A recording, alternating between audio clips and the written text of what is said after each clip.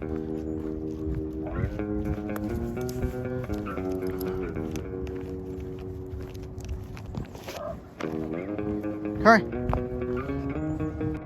If you ever made a New Year's resolution and then almost immediately after the new year regretted it, go ahead and give this video a like and subscribe.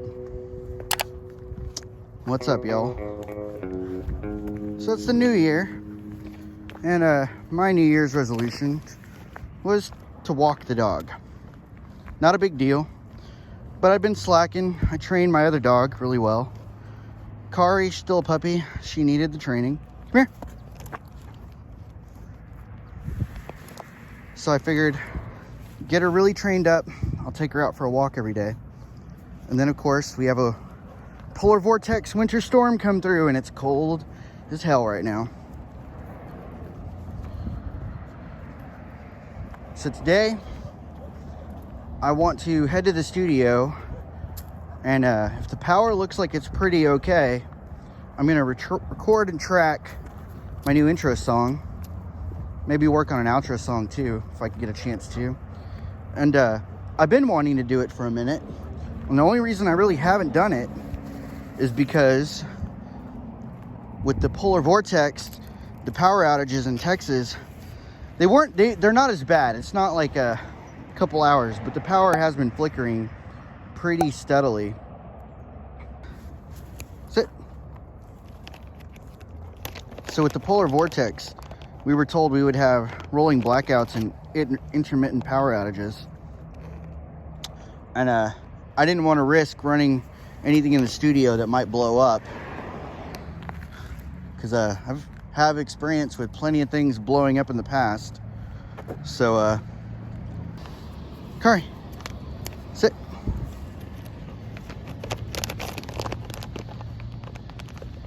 Good girl.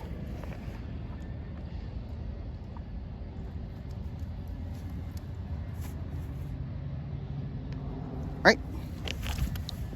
She's doing good on these walks. She's learning.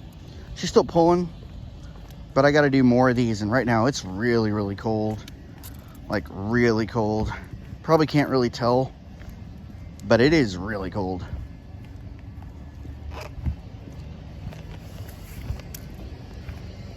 So, all right, let's head to the studio. So since they keep talking about rolling blackouts, I've been in the studio and cleaning, rearranging, getting things done, because I don't want to have any of my equipment on and we lose power and I fry like something like this or my amps or something. And this thing was actually fried this past summer. I barely got it back from UA. So you could definitely do things like that. Luckily I have a backup. I used that for a while to get through. But yeah, so I haven't been running any amps. I wanted to record a new intro song for my video and to have some like new music out. And haven't really been able to do it because I'm scared about turning them on. But it's about to start getting warmer here. So I've just been cleaning up in the studio. So as you can see, I got my new Hughes & Kettner amp. It's not new. I've actually owned it for a long time.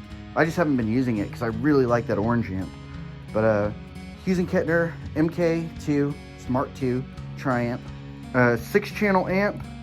It is 2 clean channels, 2 like mid gainy channel, kind of like AC/DC, like, you know, vintage 70s, maybe like early 80s gain stages, and then your modern gain stages on your 3rd channel, which with your channel A and channel B. Channel B's more of a boost solo to it. That was the intention for this amp, but the way that I actually, let me see if I can turn it on. That light's on now. I gotta turn on the power on the back. I disconnected it.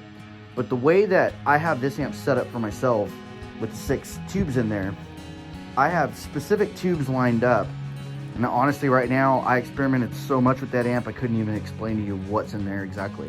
But the way that I essentially had it set up was I figured out the 6 tubes for each channel for the gain stage to work in the way that I like them to work. So if you buy a Triamp just like this, it's not gonna sound like this. You have to experiment with it, bias it in, get the right tubes that you want to match it, and get it all worked out. that's what I did. I spent a good while doing it. Essentially what it comes down to is my 2A and 2B channel, which would be like your 70s high gain, 80s high gain sound. It's not really like, you know, it sounds almost like a JCM 800 pre-boost.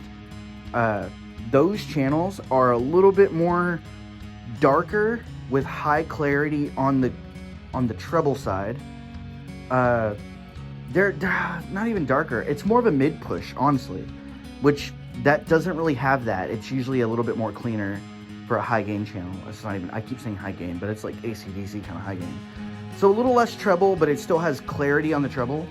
I wanted that because I wanted that for like my actual leads and for some rhythm things where I wanted to put like a fuzz in front of it. So that's how I have that set up. And then my 3A, 3B channel is actually set up as my high gain channel for when I'm really playing like hard rock stuff. And then the interesting thing is on these clean channel on your 1A and 1B, the 1A is actually only one knob. It's just the full amp on one preamp tube all the way. So you can get that like bluesy breakup, full tone, like there's no EQ, it's just straight in. Or you click over to the gain stage B, which is 1B, and on that one, you bring in your mid bass treble, and then it's got a master to it, but the master and the main gain kind of work in tandem together. It's kind of weird, so the settings don't always match when you go low volume. It's a weird thing, but I have it set up because I don't play clean. I just do not play clean for anything. If at the most, my clean has a little bit of drive, just enough breakup, or I can add something. Nobody really plays clean, in my opinion. You might listen to something and think it's clean. In reality, it's actually a little bit of drive that's attached to that clean sound. So that's how I have my amp set up, and this was my main amp for years. Like, I could do everything I needed it to do. I've got my modern heavy gain tones for live. I've got my mid channel for like all sorts of leads, and I can even pull off some semi-clean stuff with if I roll the volume on my guitar back. Then I got a clean channel for if I actually needed a clean, which I probably did for some country or something. Like, I can't remember right off the top of my head. But if I needed to do multiple things in one gig or one session, this is my go-to. I didn't even own that Gibson yet. And then the orange I got essentially to complement this, but to also scale things back where I needed essentially the 3A, 3B channel on this, which is 2 high gain channels. I needed 2 high gain channels because I was playing a lot live where I wasn't using these 4. I got the dual dark because it is 2 high gain channels. You have a channel A and a channel B. They're both high gain. So I could essentially kind of do this there, but this is actually way too dark. Still working on that. But you can actually clean up both channels. You can use either channel as a clean channel. Even crazier on that thing. But I got that to kind of replace this for live to make things easier. Turns out it kind of didn't make my life as easy as I thought it would, because I relied on this so much for, sometimes you just randomly want to switch to a cleaner tone with a boost or a push or something on it, just for trails of reverbs, delays, etc. But yeah, this is my Hughes & Kettner Mark II Triumph.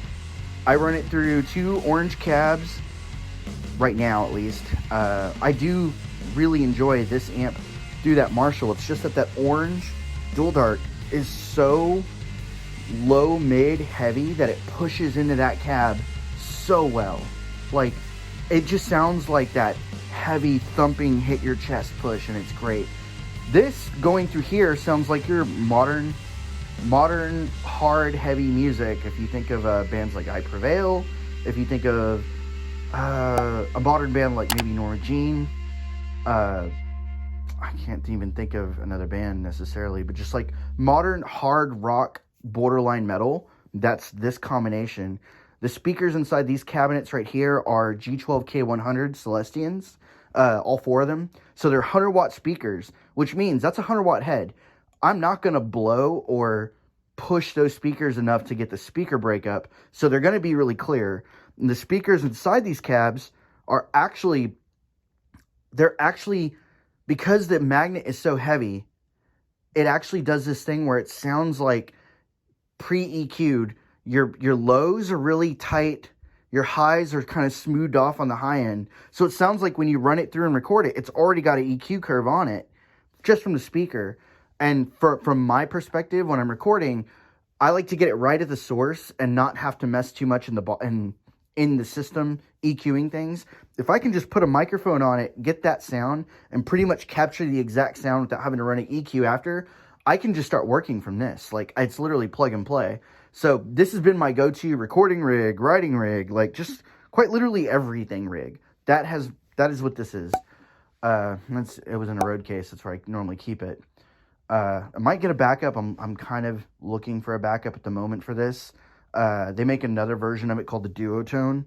That is a 2-channel version that has the 3A, 3B channel, and I believe the 2A channel mixed with the 1B channel. And that's one combined channel. So it's essentially a dirty clean with a boost, and then it's got a modern rock channel with a boost as well, but the boost is foot switchable.